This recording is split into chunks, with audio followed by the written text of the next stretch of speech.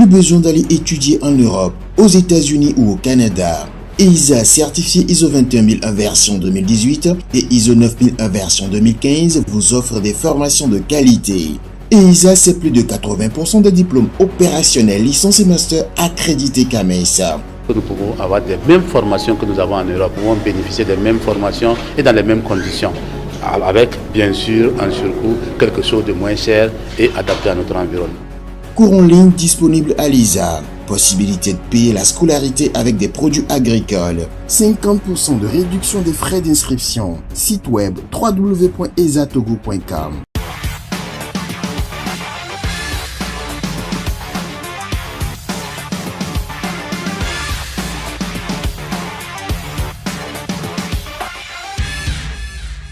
Le week-end du 6 et 7 juillet 2024 nous a gratifié de deux grands sommets parallèles. D'un côté, l'Alliance des États du Sahel qui deviendra plus tard dans la journée du 6 la Confédération des États du Sahel et de l'autre côté, la CEDEAO qui tenait 65e session des chefs d'État. D'un côté, pendant que les uns disent clairement, je parle de l'AES, qu'un retour en arrière n'est plus possible, de l'autre côté, on y croit encore et dans la foulée, on a nommé deux nouveaux médiateurs qui ne sont pas aussi nouveaux que ça, en tout cas en ce qui concerne le Togolais.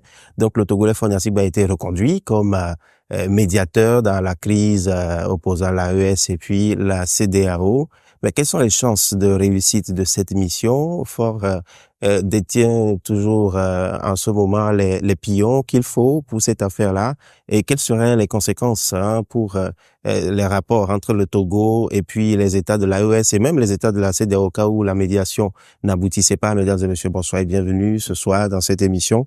Et nous avons comme invité notre analyste politique Horus Dankouvi que nous avons ici ce soir. Horus, bonsoir. Bonsoir Roger, bonsoir à tous ceux qui nous suivent, c'est un plaisir. D'accord. Alors Horus, d'abord le dernier sommet, le numéro 65 a enregistré quand même des absents de taille dont Ouattara, le Béninois Talon et surtout le Togolais Foniasigbe qui se présente pas au sommet 65e session de la CEDEAO, connaissant certainement l'emploi du temps, l'importance de l'agenda de cette 65e édition. Quel est le message politique que ça renvoie? C'est un message de désunion. Moi, je trouve que la CEDEAO se désagrège. Elle n'a pas l'image d'un bloc soudé comme celle que nous vend l'AES. Il faut reconnaître que lorsque l'on voit en termes d'image ce qu'on nous montre de l'AES, c'est beaucoup plus séduisant pour les populations que nous sommes que ce que nous montre la CEDEAO où manifestement il n'y a pas un bloc, il n'y a pas une solidarité évidente. On sent déjà qu'il y a un certain nombre de clivages et qu'il y a disons un certain nombre de litiges qui s'ils ne sont pas exprimés se ressentent ne serait-ce que dans la prestance et dans la démarche des différents acteurs. Et pour vous, en n'allant pas là-bas, Foniasigba avoir un message de désunion? Ou est-ce que pour lui, c'est une façon de dire, écoutez, je vous quitte aussi peu à peu ou comment? Alors, objectivement, au vu de ce que l'on voit, on a quand même l'impression que la CEDEAO court un peu vers sa fin.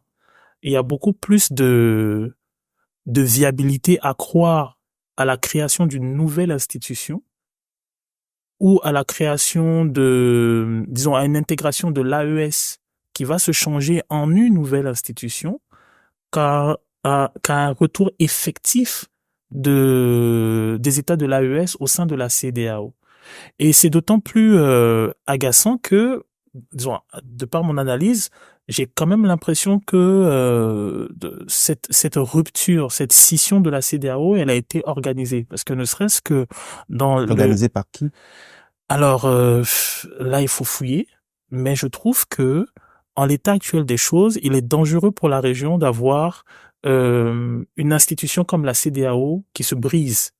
Pourquoi? Parce que à la base, fondamentalement, cette institution est censée défendre nos intérêts économiques. Et donc, briser un tel ensemble briser l'union entre les différents États de cette région, c'est l'exposer à des intérêts qui supplantent parfois les puissances. Je vais donner un exemple. Si on prend par exemple le lobby américain des armes, la RNA, NRA par exemple, c'est un lobby qui supplante des États occidentaux, qui supplante des puissances, qui intervient par exemple dans l'État américain. Si on prend par exemple le lobby des GAFA, le lobby des GAFA est un ensemble d'intérêts qui supplante parfois des États occidentaux. Alors, lorsque nous, par exemple, en Afrique, on a on a une organisation, bien sûr, elle a des choses à changer, bien sûr, il y a des choses à améliorer, bien sûr, il y a des coups de fouet à donner, bien sûr, elle nous a trahis sur certaines choses. Il est dangereux, j'estime qu'il est dangereux pour nous d'avoir une scission de cette union-là, pour se retrouver avec de petits ensembles qui en réalité sont tous perdants. Ces petits ensembles en question. Ces petits ensembles. Là, par exemple, maintenant, on a une CEDEAO on a un schisme qui s'est fusé, on a un schisme, on a l'AES et on a une CEDEAO qui montre déjà des problèmes de désunion. Donc, en termes de projection de développement, en termes de projection monétaire, économique et ainsi de suite, il y a un retour en arrière quelque part.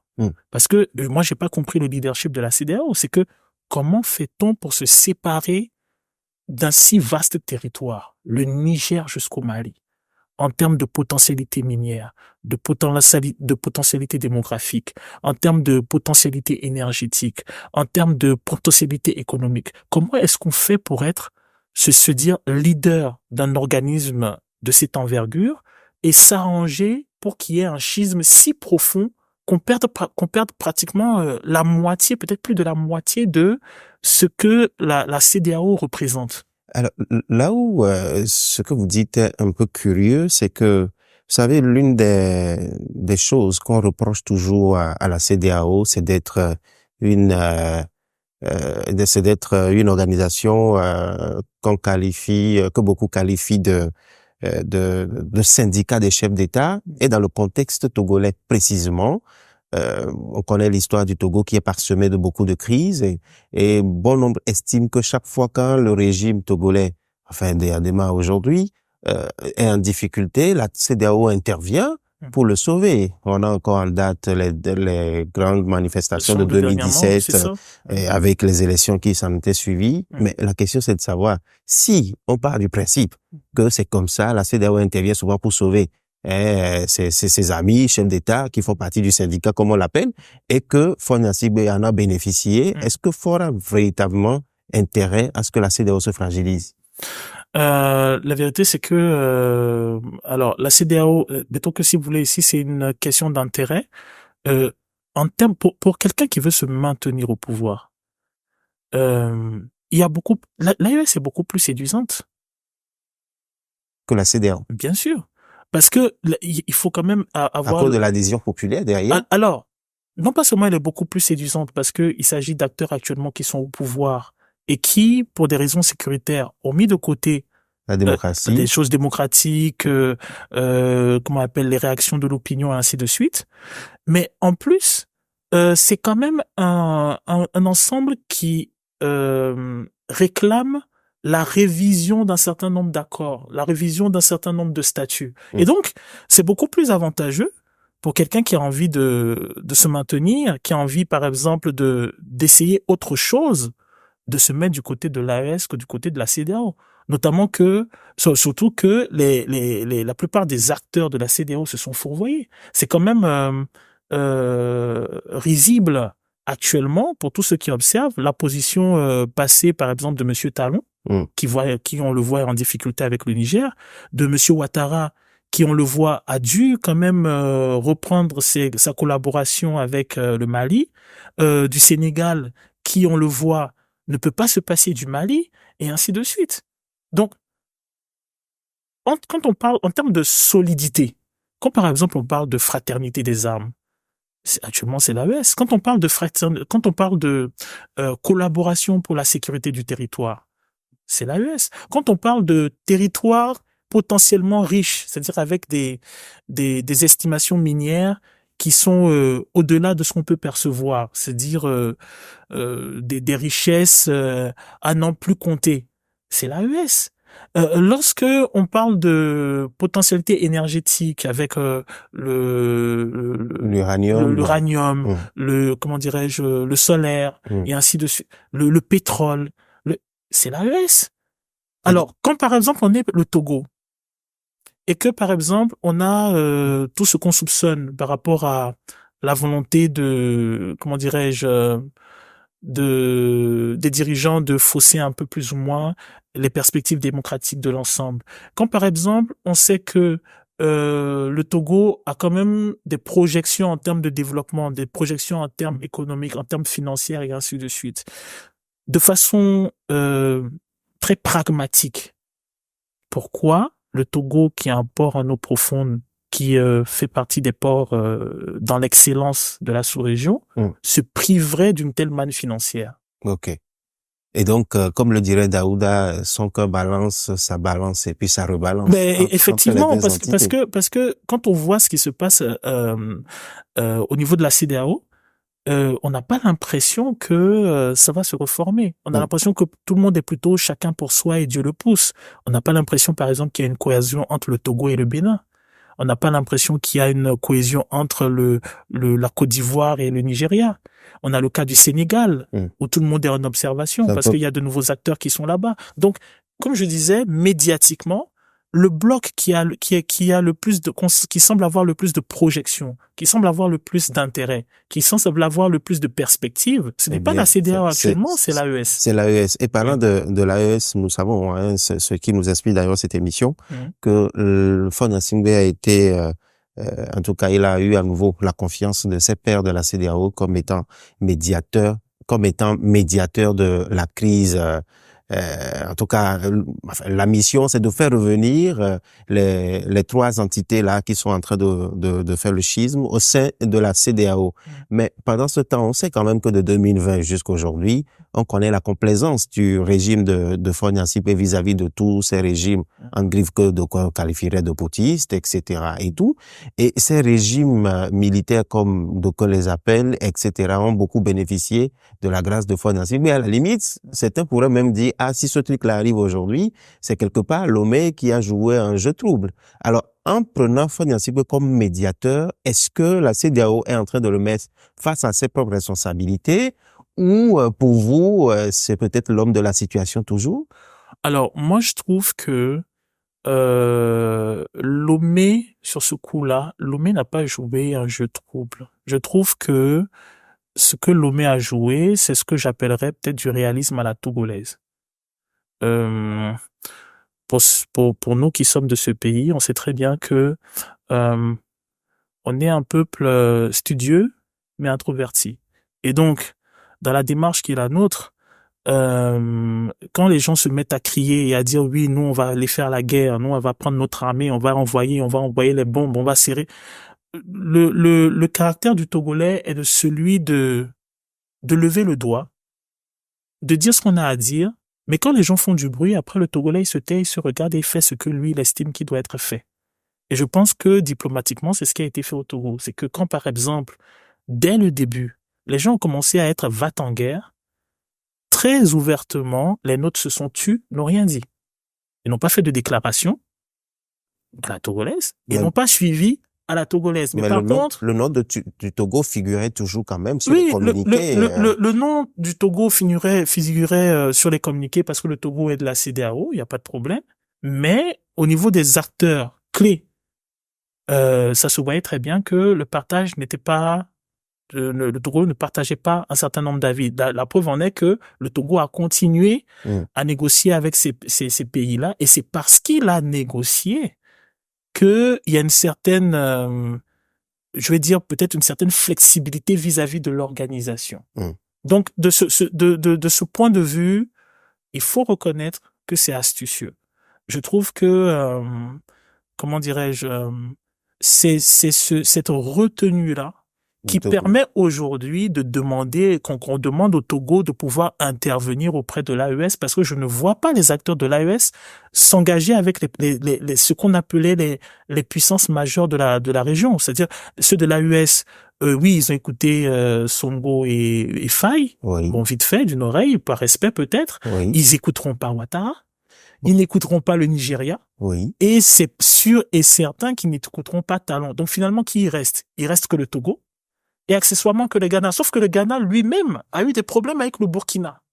Donc en réalité, dans la CEDEAO, le seul acteur capable de prendre un avion, d'aller se retrouver dans ces pays, c'est le pouvoir, c'est le Togo. Alors, maintenant, voyons voir. Ce même Togo, lors de la 64e session, je veux dire l'avant-dernière, nous étions en décembre 2023, le 10 décembre précisément, lorsqu'ils sont retrouvés là-bas, le même Togo a été mandaté déjà comme médiateur toujours auprès de ces différents pays, mais patatras, fin janvier, à partir du 30 janvier 2024, ces États ont annoncé leur départ de la CEDEAO, malgré la médiation du Togo qui était en cours. Et on a vu que 6 mois après, je veux dire en juillet dernier, ces États sont partis du désir de vouloir quitter la CEDEAO en allant désormais à ce qu'ils sont en train d'appeler la Confédération. Ce qui pourrait constituer un échec tout simplement de la diplomatie togolaise sur ce coup. Mais si ça ne marche pas, est-ce que, la question plutôt c'est de savoir, est-ce que le Togo a encore une réelle influence sur les gens là, à partir du moment où il est déjà médiateur, mais ça n'empêche pas la caravane de passer? Alors, je pense que ce qui est médiatisé énormément, parce que malheureusement les médias que l'on a sont clivés, ce qui est médiatisé énormément, c'est le refus des dirigeants de l'AES. Mais malheureusement, on passe sous silence la rigidité des dirigeants de la CEDEAO, la rigidité de Monsieur Ouattara, la rigidité de Monsieur Macky Sall à l'époque, la rigidité de Monsieur Talon, la rigidité du président du Ghana, la rigidité de Monsieur Tinubu. Mais donc, ces positions se sont ramollies ces derniers temps. Est-ce qu'elles se sont ramollies quand surtout on voit ce qui le Béninois, par exemple? Est-ce qu'elles se sont ramollies quand on enferme, par exemple, les représentants de la WAPCO et qu'à un moment on refuse de faire passer le pétrole nigérian? Est-ce que c'est une position ramollie? C'est ça. Est-ce que c'est la procédure c'est la procédure qui est la nôtre quand il s'agit de réconcilier des personnes qui sont en litige? C'est ça, c'est-à-dire le Togo dans son processus de médiation, dans sa médiation, oui, si elle doit s'arranger que les dirigeants de l'AES soient flexibles, il faut qu'elle ait la garantie que ceux qui l'envoient, c'est-à-dire ceux de la CEDEAO, soient flexibles aussi. Et ça sera le même défi pour Diomaye Faye aussi. Parce que, oui, quand il dit « je vais dans les États de l'AES pour pouvoir les ramener », encore faut-il que les États de la CEDEAO soient disposés à être flexibles. Et on ne le voit pas. La preuve en est que on parle maintenant au niveau de la CEDEAO, de rétablir les visas avec les ressortissants de l'AES. Est-ce que c'est une position flexible? Ce n'est pas une position flexible. C'est ça le ridicule. Ça n'est absolument pas une position flexible. Moi, je pense que souvent, lors des négociations, chacun montre un peu les muscles en attendant que la diplomatie ne fasse son travail. L'histoire de montrer les muscles, c'est-à-dire le processus diplomatique, qui est celui de singer la diplomatie à l'occidentale, est-ce que c'est quelque chose qui nous arrange dans une diplomatie à l'africaine, où nous sommes tous interdépendants? La vérité, je pense que il faut quand même la dire aux gens, et je pense que la CEDEAO doit avoir le courage de l'affirmer. C'est que la CEDEAO telle qu'on l'a connue ne sera plus jamais comme ça. Et donc, il faut créer autre chose. Il faut accepter de mettre un terme à ceci, de créer autre chose où tous les États vont se reconnaître afin de pouvoir constituer un bloc efficient économiquement par rapport aux défis qui nous attendent. Parce que ce qui nous attend, comme je le disais au début, ce sont des entités, des lobbies économiques et financiers qui supplantent même les puissances, en fait, les États occidentaux. Si par exemple, on a l'Europe qui a du mal avec les GAFA, par exemple, ce n'est pas l'Afrique qui pourra le faire. Bon, on a des ensembles qui se créent actuellement en Chine et ainsi de suite. Si l'Afrique ne peut pas faire bloc pour défendre le terrain, comment dirais-je, les avantages de ces populations, Oui. on sera bouffé. Alors, Horus, quelle serait, par exemple, l'attitude du Togo face au bloc de l'AES, par exemple, lorsque le Togo se rendra compte que sa médiation ne porte peut-être pas ses fruits? Personnellement, moi, je trouve que le Togo doit continuer la collaboration avec l'AES. Moi qui s'est parfois séjourné au Burkina, excusez-moi, mais pour les populations, ça va sembler bizarre que je me retrouve à avoir un visa pour aller au Burkina ou qu'un Burkinabé ait un visa pour. Alors, vous avez vu un peu comment ça se passe au niveau de nos frontières? On fait comment pour avoir un visa pour aller au Burkina? C'est-à-dire, je sais même pas si c'est imaginable, ça. Bon, pour l'Afrique centrale qui a développé cela à un bon moment, on comprend. Mais comment vous allez expliquer que le Béninois qui doit passer, par exemple, au Niger ou bien au Mali, il doit avoir un visa? Moi, normalement, si je prends le bus ici ou la voiture ici, je me retrouve à Niamey dans quelques heures, sans aucun problème. Ce qu'on demandait aux États, c'est les tracasseries douanières. C'est ça que les gens demandent. Ils ont demandé aux ces institutions-là de faire en sorte qu'il y ait moins de tracasseries douanières. On n'a pas demandé à ces dirigeants qui nous représentent de remettre une barrière de plus. Surtout que actuellement, il y a une mode, parce que on observe ce qui se passe en France, mais il faut pas oublier que cela arrive aussi dans les États africains, qui consiste à vendre du nationalisme. On a un repli identitaire. On l'observe dans certains discours au niveau de la Côte d'Ivoire, on l'observe au niveau du Gabon, on l'observe au niveau d'un certain nombre de pays, l'Afrique du Sud et ainsi de suite. Donc, ce que les gens ont demandé à ces institutions supranationales et régionales, c'est pas de mettre plus de barrières qu'il y en a. On leur a demandé d'en mettre moins.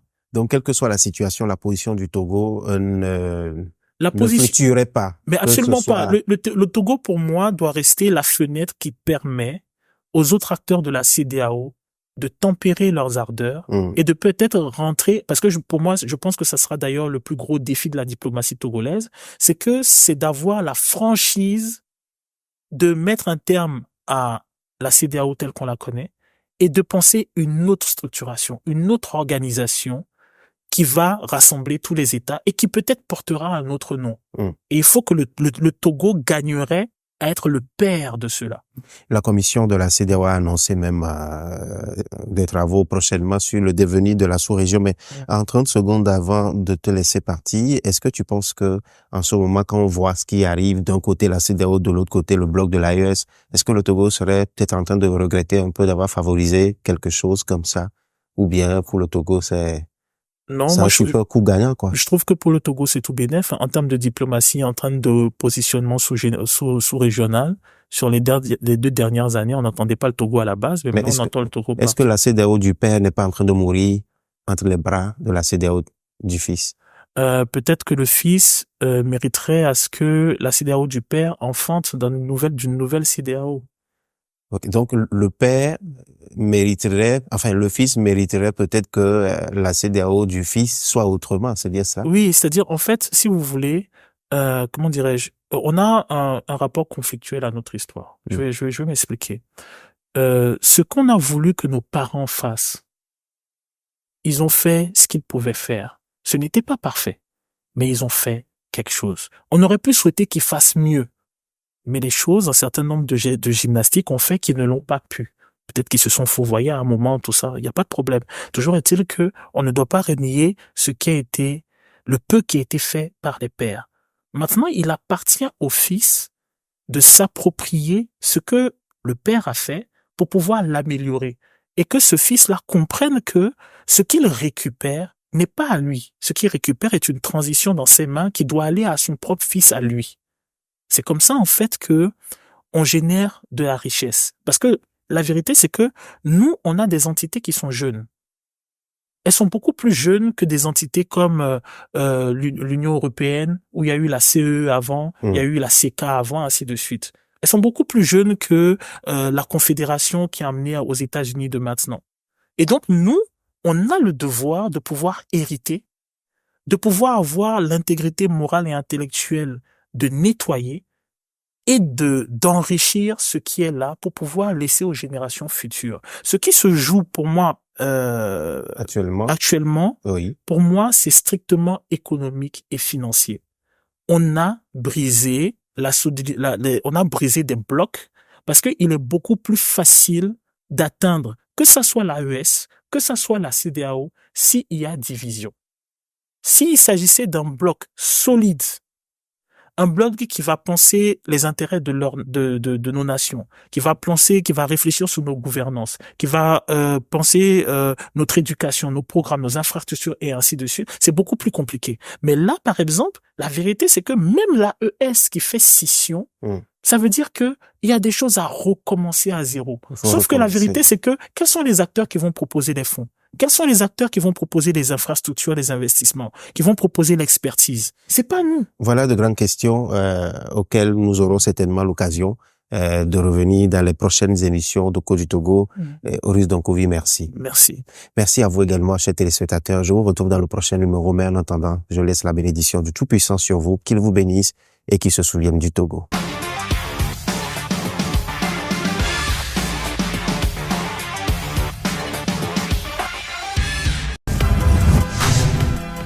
Vous avez suivi l'émission Écho du Togo avec l'École supérieure des affaires ESA. ESA, le label des diplômes de qualité.